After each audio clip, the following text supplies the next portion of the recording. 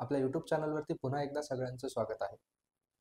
प्रत्येक जणाला आपल्या आयुष्यामध्ये काहीतरी उद्दिष्ट प्राप्त करायचं असतं. प्रत्येकाचं काही ना काही गोल असतं जे अचीव करायचं असतं. आणि हे यश प्राप्त करत असताना, हे उद्दिष्ट प्राप्त करत असताना प्रत्येकाच्या समोर अनेक अडचणी येतात, अनेक समस्या येतात. मग या अडचणींना तोंड देता देता कधी कधी माणसाचा धीर खचायला लागतो. कधी कधी आपल्याला असं वाटतं की आता ही गोष्ट शक्य होणार नाही. आणि अशा वेळेस मग आपल्याला गरज असते ती मोटिवेशनची. अशा वेळेस आपल्याला गरज असते एका उभारीची. मित्रांनो, आज जसं की सगळ्यांना माहिती आहे 19 फेब्रुवारी. आज छत्रपती शिवाजी महाराजांची जयंती. छत्रपती शिवाजी महाराज यांचं चरित्र जर आपण बघितलं तर या चरित्रामधून आपल्याला नक्कीच यश कसं प्राप्त करायचं, उद्दिष्टापर्यंत कसं पोहोचायचं याविषयी अनेक धडे बघायला मिळतील. मग ते देखील प्रतिकूल परिस्थितीमध्ये कशा पद्धतीनं आपण समस्यांवरती मात करून आपल्या उद्दिष्टापर्यंत जाऊन पोहोचू शकतो, हे जर आपल्याला शिकायचं असेल तर माझ्या मते छत्रपती शिवाजी महाराजांचं चरित्र प्रत्येकाने आत्मसात केलं पाहिजे. आजच्या या व्हिडिओमध्ये मी सर्व विद्यार्थ्यांसाठी तसेच जे कोणी आपल्या आयुष्यामध्ये काहीतरी उद्दिष्ट प्राप्त करण्यासाठी धडपड करत आहेत, मग ते बिझनेसमॅन असो, त्यानंतर एखादा कलाकार असेल, या सगळ्यांसाठीच आजचा हा व्हिडिओ असणार आहे. छत्रपती शिवाजी महाराज यांच्या आयुष्यातील जी महत्त्वाची तत्व जी छत्रपती शिवाजी महाराजांकडून आपण शिकली पाहिजे त्या तत्वांविषयी मी बोलणार आहे, ज्या तत्वांचा वापर आपण आपल्या दैनंदिन जीवनामध्ये करून आपलं उद्दिष्ट प्राप्त करू शकतो. छत्रपती शिवाजी महाराजांचं संपूर्ण आयुष्य बघितलं तर त्या आयुष्यामधून जी महत्त्वाची तत्व किंवा जी काही टेक्निक समोर येतात ती तत्व म्हणजे सर्वात महत्त्वाचं पहिलं तत्व म्हणजे नियोजन, त्यानंतर संघटन, त्यानंतर निर्देशन, त्यानंतर नियंत्रण आणि शेवट उद्दिष्टपूर्ती. ह्या 5 तत्वांच्या जोरावरती छत्रपती शिवाजी महाराजांनी असामान्य परिस्थितीमधून, अतिशय प्रतिकूल परिस्थितीमधून स्वराज्य स्थापन केलं आणि त्यांची उद्दिष्टपूर्ती म्हणजे स्वराज्याचा त्यांनी स्वतःचा राज्याभिषेक करून घेतला आणि स्वतः ते छत्रपती झाले. छत्रपती शिवाजी महाराजांच्या अगोदरचा काळ जर बघितला तर संपूर्ण भारतभर परकीय आक्रमणं चालू होती. भारतातील जी काही जनता असेल त्यांची पिळवणूक चालू होती, गोरगरिबांचा अत्याचार, अन्याय, जुलूम चालू होते. या सर्व परिस्थितीमधून एखादा व्यक्ती असं स्वप्न पाहू शकतो स्वराज्याचं स्वप्न बघितल्यानंतर ते पूर्णही करतो. आणि हे स्वप्न पूर्ण झाल्यानंतर कुठेतरी महाराजांना जाणवायला लागतं की हे पूर्ण झालेलं स्वप्न आता पुढे चालू राहावं, भारतभूमीला, महाराष्ट्र भूमीला एक स्वतंत्र छत्र मिळावं, म्हणून त्यांनी स्वतःचा राज्याभिषेक देखील करून घेतला. आणि हे सर्व शक्य झालं या 5 तत्वांच्या जोरावरतीच. मी सांगितल्याप्रमाणे नियोजन, संघटन, निर्देशन, नियंत्रण आणि उद्दिष्टपूर्ती. सर्वात पहिलं तत्व बघितलं तर ते आहे नियोजन. व्यवस्थित नियोजन केल्याशिवाय कोणतंही ध्येय हे प्राप्त होऊ शकत नाही, हे महाराजांनी दाखवून दिलं. आपण देखील आपल्या दैनंदिन जीवनामध्ये एखादं ध्येय प्राप्त करायचं असेल तर त्यासाठी नियोजन हे करावंच लागतं. नियोजनाचं उदाहरण द्यायचं जर झालं तर छत्रपती शिवाजी महाराज यांनी अफजल खान, त्यानंतर शाहिस्ते खान यांच्या स्वाऱ्या होऊन गेल्या आणि ज्यावेळेस महाराष्ट्राची प्रचंड लूट झाली, त्यानंतर स्वराज्याची जी संपत्ती होती ती देखील लुटली गेली. त्यावेळेस महाराजांना कुठेतरी जाणवायला लागलं की आता स्वराज्यामध्ये संपत्ती यायला हवी. आणि म्हणून महाराजांनी आजूबाजूला हेर पाठवले. जिथे कुठे जास्त संपत्ती असेल त्या ठिकाणची संपत्ती आपण लुटून आणायची हा महाराजांचा बेत होता. आणि अशातच छत्रपती शिवाजी महाराजांच्या हेर खात्याचा प्रमुख बहिर्जी नाईक, या बहिर्जी नाईकांनी सूचना आणली की सुरत ही बाजारपेठ अशी आहे की ज्यामध्ये जर आपण लूट केली तर आपल्याला प्रचंड प्रमाणामध्ये संपत्ती मिळेल.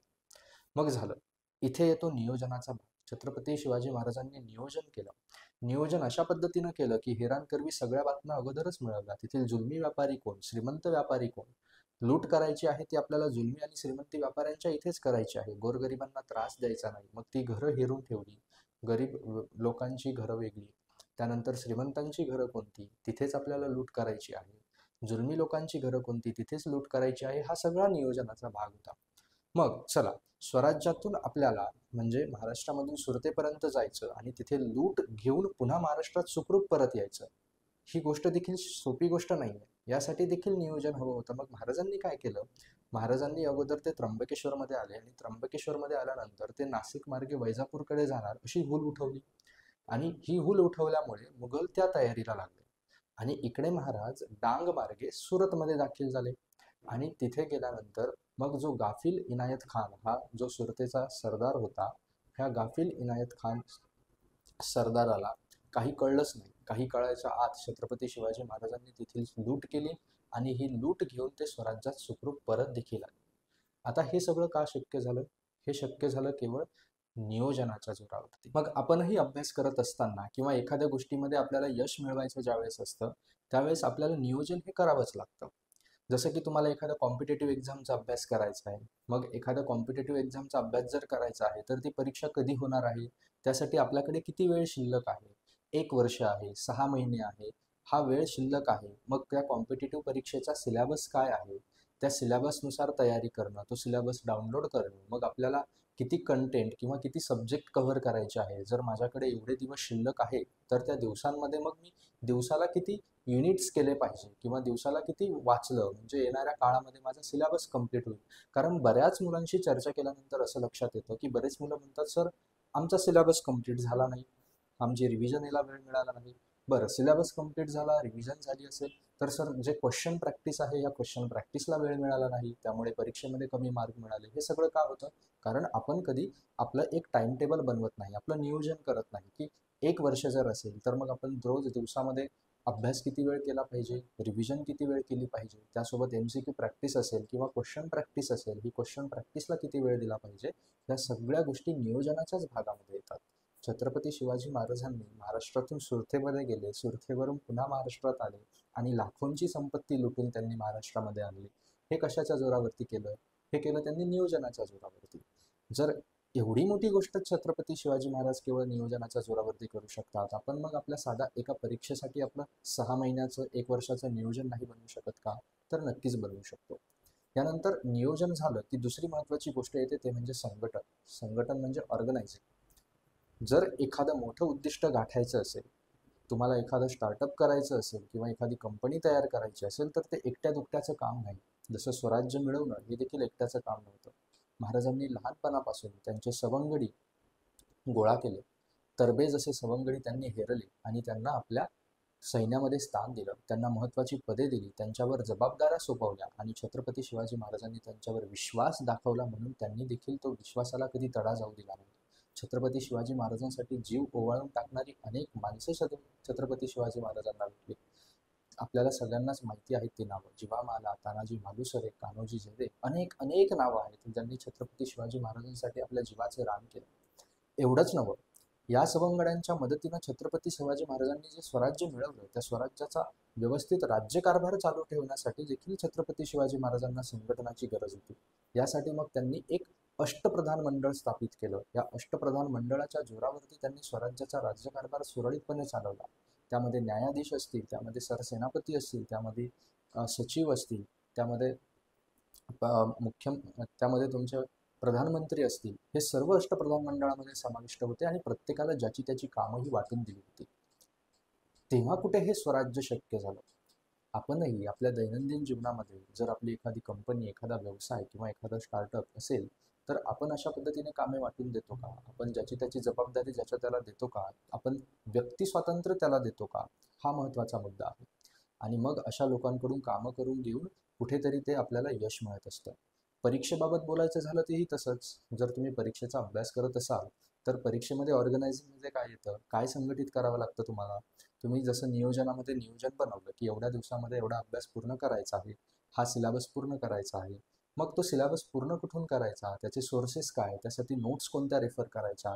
नोट्स बनवल्या, नोट्स रेफर करण्यासाठी मग त्यासाठी रेफरन्स बुक कोणते यूज करायचे, हे तुम्ही माहिती शोधता का? कारण तयारी सुरू करण्याच्या अगोदर ह्या सगळ्या गोष्टी तुम्हाला लागतात. मग तयारी सुरू होते. मग बुक्स मिळवले, ते बुक्स मिळवल्यानंतर आता मग प्रॅक्टिस करायची आहे. प्रॅक्टिस करण्यासाठी सर MCQ कुठले सॉल्व्ह केले पाहिजे? MCQ सॉल्व्ह करण्यासाठी कोणते बुक्स आहेत? एक्झाम कोणती द्यायची आहे? MCQ ओरिएंटेड आहे की डिस्क्रिप्टिव्ह एक्झाम आहे? त्यानुसार बुक्स कोणते यूज करायचे, हे पण अगोदर ठरवावं लागतं की नाही?